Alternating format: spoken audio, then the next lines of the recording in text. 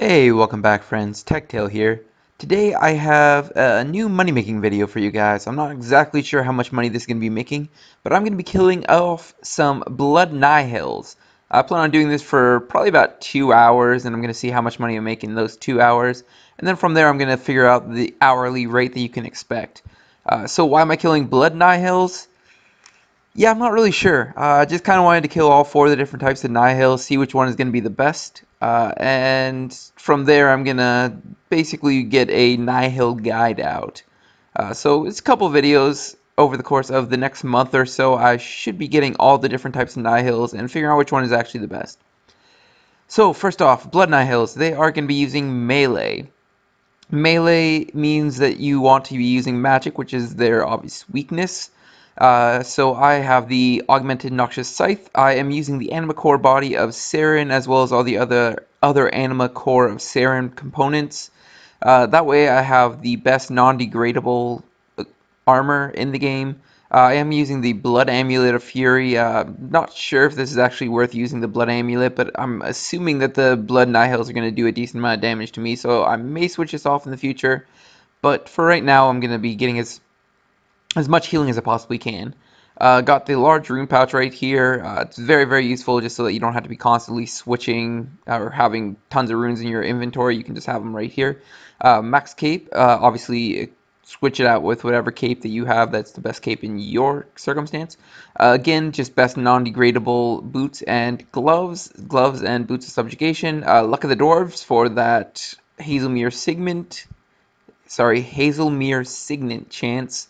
And I am using an Illuminated Book of Wisdom. This is just for the extra little bit of prayer bonus. For the aura, I do plan on using Vampirism for 1 hour and Penance for the other hour. That's also going to be how I figure out that I did exactly 2 hours is from the auras. So hopefully that sustains me, but just in case it doesn't, I did bring some prayer flasks so that I can sustain with Soul Split spell. I also do have the 6th aid circuit in my inventory. That way if I do need to bank, I can quick bank with a max cape and then just use the 6th aid circuit to teleport back here. Obviously if you do have Luck of the Dwarves or any of the other luck rings, you can just teleport directly to the Grand Exchange. It's close enough to a bank. Max cape is just slightly closer, so I'll probably be using that instead. And I am going to be using overloads throughout the course of this, just because I believe Blood Nihils are going to be dealing a decent amount of damage again. I just want the best defense and offense that I possibly can. Let's go ahead and get into a little clip. I'll show you a couple of their specials, and then we will get to the loot. Just want to add a couple things that I didn't mention before while you have a little bit of me killing in the background. First off is you actually want to be using a Shard of Zaros. I messed that up. If you don't have a Shard of Zaros on, they will attack you. Every single Nihil will attack you. So definitely put that on instead of the Book of Wisdom. It's not worth the stats for having all the Nihils attack you all at the same time. You get absolutely destroyed. A couple of things are going to be you are going to want some sort of Beast of Burden just so that you don't have to bank quite as often. Obviously, if you do have the Pack Yak, you will be able to use the Winter Storage Scrolls and bank any of the secondaries for the summoning pouches. As well, you obviously need the Winter Storage Scrolls if you are using the Pack Yak. All the XP and GP rates are going to be assuming that you actually do have the Pack Yak. Uh, Besides that, I believe everything else is the same. If you do have the Enhanced Excalibur, that would be something useful to bring along with you. Not necessary, but it is useful. And one other thing is, if you actually have the Corruption Blast spell, this is going to help you kill the Nihils quite a bit because occasionally you will just get a residual kill on just a random Nihil. So there will be a couple of times that the loot is going to be showing from another Nihil, but shouldn't be too often. It's just a random kill here and there. The one thing about these is that they do have a chance of essentially healing anything that you attack them with if they hiss at you.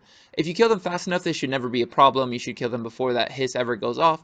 But if you do kill them a little bit slower, such as not having an overload or using tier 80s instead, you will have to get off of them as soon as they hiss at you. Otherwise, you will start healing them instead of damaging them. I didn't personally have almost any problem with this. The only times I had a problem with it is when I messed up. So just don't mess up, and you shouldn't really have a problem assuming that you're using Supreme Overloads as well as a Tier 90 staff. Okay, so just finished up with 2 hours of killing Blood Nihils, and honestly, it went a lot easier than expected. I was expecting them to use their special ability a lot more often, and I was getting it pretty rarely. Usually, it's when I would mess up a kill and do a little bit of misclicking and waste a little bit of time. If you're killing the maximum efficiency, you should very, very rarely see that special ability. But I do want to show you as well how many Vampire Fangs I got. I did get essentially 70 Vampire Fangs, 2 Icing Feathers just from miscellaneous random kills due to the fact that I was using Corruption Blast. Occasionally they would either get a Nihil extremely low and I would just like one hit it, or it would straight kill the thing just on its own and it would just drop random drops. There's obviously no way that I was keeping them separate, so there is a little bit of loot from a couple other Nihils, but the majority of these are going to be all from Blood Nihils. Let's go ahead and throw this in the price checker. I do want to mention I do have about 1 million already in my coin pouch, and ooh, oh, that's actually pretty good. 6.5 million GP just from the common loots. I do need to sell all this and see exactly how much it actually is worth. One thing to note is I'm not going to be selling any of this Elder Energy. That's going to be going into making the Nihil pouches, as well as potentially converting them to a different Nihil pouch. I'll check the prices of all the Nihil pouches and see if it's actually worth making the Blood Nihil pouches or if I should be making a different type. But all in all, this is pretty good loot. Decent amount of Wines of Zamorak. That's a decent amount of this price check, which I'm pretty sure is a Blood Nihil exclusive. The Onyx Bull Tips is obviously going to be a decent amount of money, and the Blood Runes, again, a decent amount of money. So I'm thinking the Blood Nihils are pretty good, and I mean, they do have the highest health of any type of Nihil, but still, like, they give pretty good loot per kill. We'll have to see once I actually start doing the other Nihils. I'm going to go ahead and sell all this, make some pouches, and then come back to you guys. Okay, so just finished selling everything up that I was going to sell. 5.6 million, plus I do have the Elder Energy, so just under 6.5 mil that I actually made just from the common drops. I do need to buy myself, I believe it is 9,250 Elder Energies. So it is going to cut into my profits quite a bit just to be getting these. So let's go ahead and buy all this. 9,250. And done. Okay, so we are left with 3 million GP left over, and we're going to go ahead and make all these pouches. I did look at the prices of all pouches, and they all seem to be about the same price except for one pouch, just due to the fact that that's the one that almost everybody actually grinds for.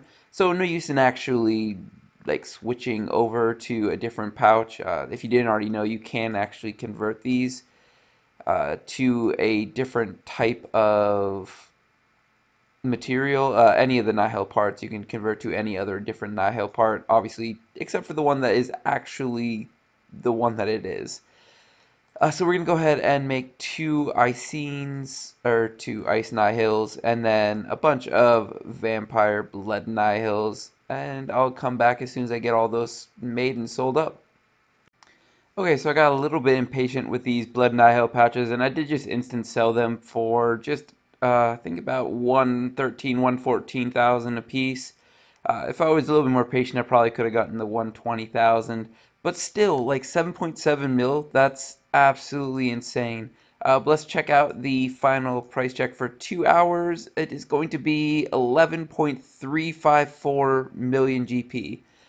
So we do have to take out a little bit of cost for the augmented noxious staff as well as the overloads that we were using.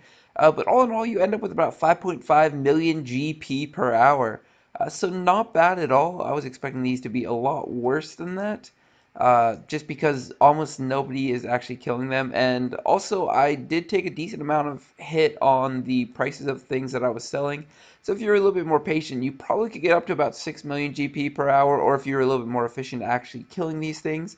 But 5.5 million GP per hour for a semi-casual killing experience using Revolution plus plus and just attacking them as if you were using an old combat style. So not bad at all, really. If you do enjoy this video, go ahead and hit that subscribe button down below, leave a like and a comment. As always, though, have a good one.